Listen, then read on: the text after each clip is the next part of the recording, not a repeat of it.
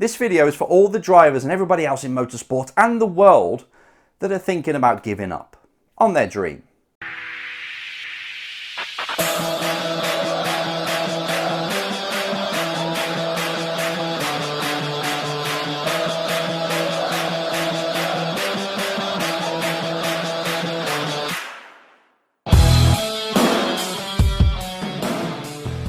Hi everybody, welcome to another episode of the Race Driver Coach Show. Just arrived back in to the office. It's my birthday. It's pretty late at night. It's 6:41, so I'm just recording this now because I want to get it out on a Monday for everybody on the eastern side of the world, as we call it.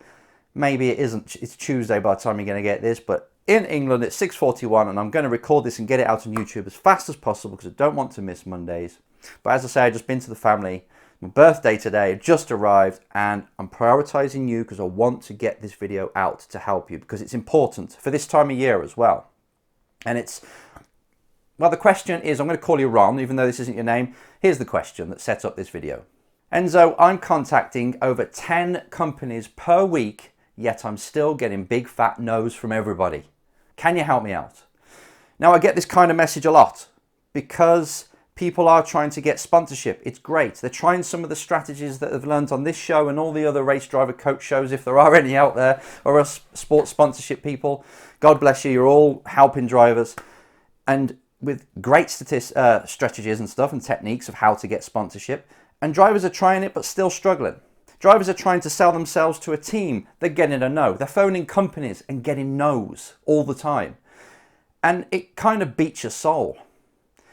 Every time you go to ask, you're expecting a no. You get to that point, right? And it stops you from actually asking in the first place. You start to talk yourself out of asking them because you kind of know what they're going to say. And it's a horrible situation to be in. I want to take you back to the kind of realization and thing that I had going on when I was racing, right? And I used to celebrate the no's.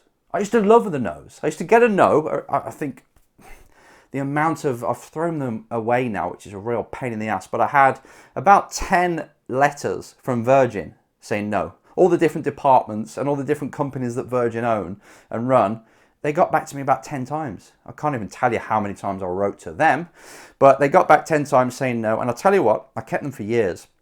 And each time I got a no, I was like, yes, at least they know my name now. At least I'm a step closer. At least I can try and just go from a different angle. Take what they've said, even though it's probably bullshit what they've said about the budget being allocated or it doesn't fit their brand or whatever.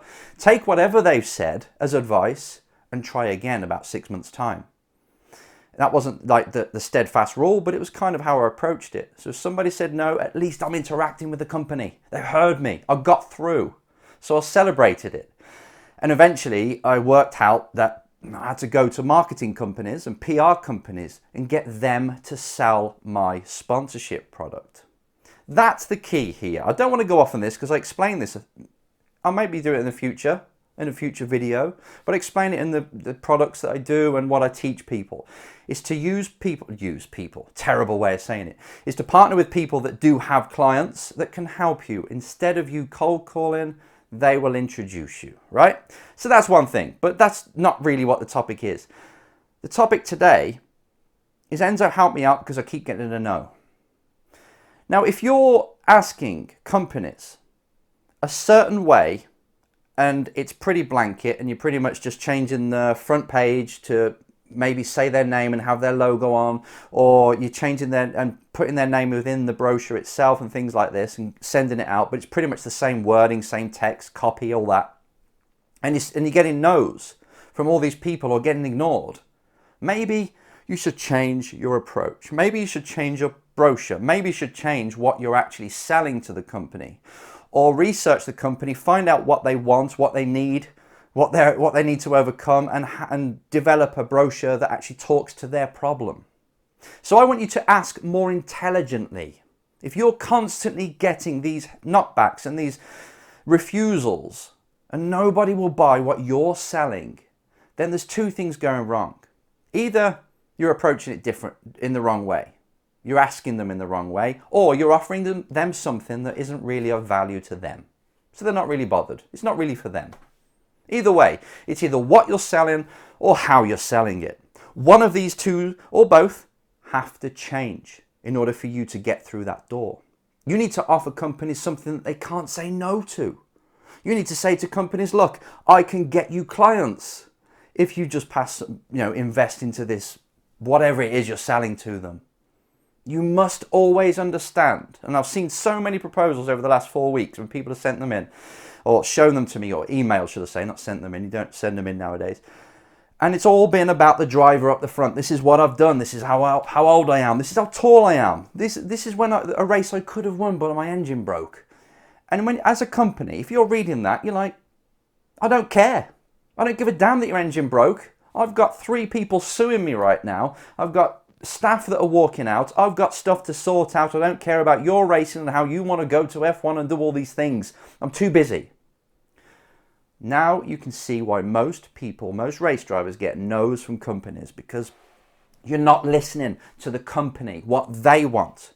If you're going to a company and you're offering them solutions, you better make sure that them solutions fit what they want. It's not that difficult, is it? So that's my first stop, Ron.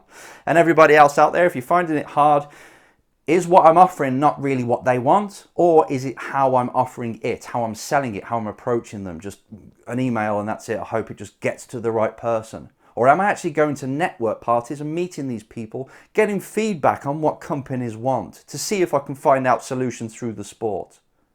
Curious again, right? You hear me say this a lot. So that's the first piece of advice. Second piece of advice for all the people out there that are getting lots of no's or a few no's and they're giving up. In fact, let me ask you a question. How many no's do you think you have to go through until you get a yes? Just a question. So you're sending out proposals. You're talking to people. How many times, how many interactions, how many sales pitches are you going to have to do before you say somebody says to you, here's $5,000, go and spend it on your racing and bring back some clients for me, please. Or give me some hospitality or track days or brand awareness, whatever it is you're selling them for whatever amount, X amount, how many times you have to ask them? This is an interesting question because a lot of people will say, oh, it's probably about 15. I probably have to go and approach 15 companies before I get somebody say yes, or they'll point me in a direction to someone who is interested. Now 15 is a good number. For some that works. For some they do try 15. For some it's the first person they ask. They could go to a company, show them a proposal that fits with them, the timing's right, the person happens to be a motorsport fan that owns the company as well, and they get a yes, and it's just the first person they've tried, first company they've sold to or approached. However, I want you to take a leaf out of good old Andy Prio's book, or not his book, but what he did when he came all the way from Guernsey with a caravan, lived in the caravan in the back of a race team's yard for about a year or two, sending out proposals. Do you know what his rule was? His rule was I must ask 300 companies, people, teams, 300 people first before I get my first yes. 300 to 1. Now what does that say to you? When you're dealing with somebody who really wants to be a race driver, somebody who wants to get into F1 and has left his family and his fiance back in Guernsey and drove all the way up to England just living in the caravan, and then you install them with the kind of belief and rule that I must speak to or approach 300 people in order to get my first yes, and then once I've got a yes, I ask another 300 to get another one. How do you think that person acts every day? Can you imagine their work ethic? Can you imagine how they approach their sport? They're frantic. And I remember him when I was at the race school, and I used to see him and work with him. And lunchtime, we'd all go off to lunch, and he would go straight back onto his laptop doing more proposals, answering more emails, sending more letters to people. When everybody else took that an hour just to chill out and talk with people, he spent that hour and every other hour he could trying to get sponsorship, selling himself all the time. And he did it. He raised the F3 sponsorship. He went on to become triple world touring car champion, European touring car champion, and an F1 test driver for 2 teams. That's someone who had zero, nothing. Yet he had desire, he had a reason why he wanted it, and he had rules. This was just one of them, but he had rules like, I must ask 300 to get to that one, so I better get going. I better ask as many people as I can today. Can I approach research and approach 12 companies today? If so, what should I do? I better get on with it. And it really comes down to that a lot of the time. Too many people, I love you all, but too many of you ask me, I'm not sure about how to do this. I'm not sure about how to do that, how to contact them, who to call. Just call them. Google everything you can. Put a proposal together you think that company wants, and you've researched to say, I think that company's got a new product coming out. Maybe I could offer them exposure through my championship. Bang, just get a proposal in. Doesn't have to be perfect. Doesn't have to be absolutely amazing. Just make it all about them. Hardly about you at all. Probably this much about you, paragraph. If you're talking about you in the first place. Mostly about them. Bam. Exposure for your product throughout motorsport. Bam. All the demographics. Everything you can see to razzle dazzle and say, look, this is the perfect environment for your new product. Send, give it to them. And as I say, you don't even have to mention yourself. As you can tell, I'm quite passionate about this. I'm quite passionate about this because this is a numbers game. And you've got to talk to people for two reasons. One, because it increases your chance of success. And two, because it improves your sales pitches. It improves how you talk to people, your sales skills, your proposals. So your chance is getting better by asking more people, and you're getting better at asking more people, in the first place. Got it? So 300 to 1. I want you to think this every single day. At this moment forward, think 300 to 1. I've got to get 300 people. How can I do that? And again, it comes down to maybe PR companies, because they've got about 10, 12, 15 companies that they work for. If I ask them, they could ask, once I get the relationship going and show them my value, they could ask their 12 clients. Then you go to this person, that. You know what I teach. And this is how you do it. You think of clever ways. Get people to help you, to penetrate. Anybody you know in your family, believe it or not, you've got someone related to you that can sponsor you or knows of someone who can. So you try them people as well first. But all in all, don't give up. All in all, have this big goal, you know I'm always saying that, it just came out normally. This big rule of 300 to 1, and have that as your rule. And if you get to 13 and you get a yes, you start the counter again. And if you get to 300, think about it. Think, maybe I'm doing this wrong. Maybe I should change what I'm saying, how I'm saying it to them, or what I'm offering.